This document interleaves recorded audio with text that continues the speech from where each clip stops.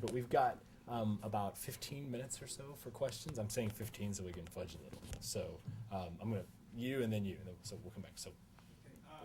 Hi, Cal Colgan, intern. Hi, Cal. The Nation.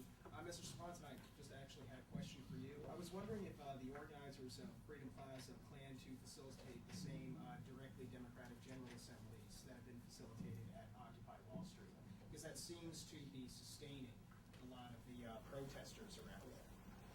Yes, very much so, and a lot of people have been involved there who will be involved here. We've been in touch with each other in solidarity and support. We are very much inspired by what they are doing, as we're inspired by what was done in Cairo. It's such a fantastic contrast to create this microcosm of small-scale democracy in the heart of international undemocratic power. It's driving. We planned this occupation in D.C. around the decade mark in the war, but the timing with Occupy Wall Street couldn't be better. They are inspiring people around the country, including us. Do you foresee a more serious police presence, considering that this is the capital? I mean, there have been, numerous examples of police brutality towards the Occupy Wall Street demonstrators. I'm assuming that the D.C. police are going to be a little bit less friendly to than the NYPD. I think, having gotten out of a speeding ticket this morning on the way here, I think that police are human beings and that they can't but be learning from Wall Street. And we have been reaching out to them. The Park Service has been celebrating the power of nonviolent resistance as they dedicate a memorial to Dr. Martin Luther King. We are making very clear to them that we're on their side. And we will not be chanting at them antagonistically. We will be singing to them about the need to join us. And I expect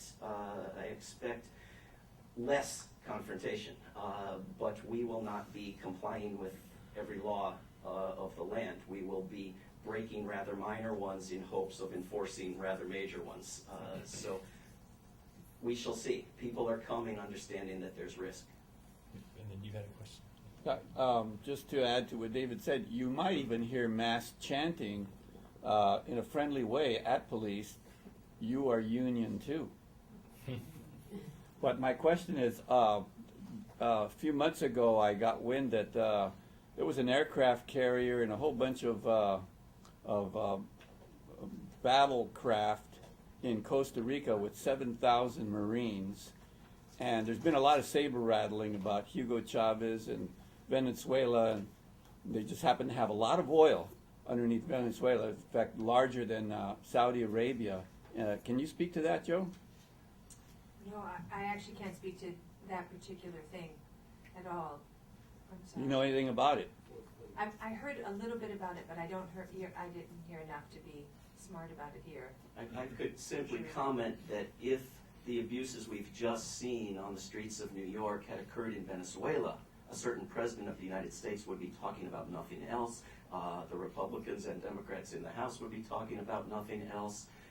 If the state of Georgia were a foreign nation with oil and not complying with our policies, we would be hearing nothing about the atrocity of killing Troy Davis.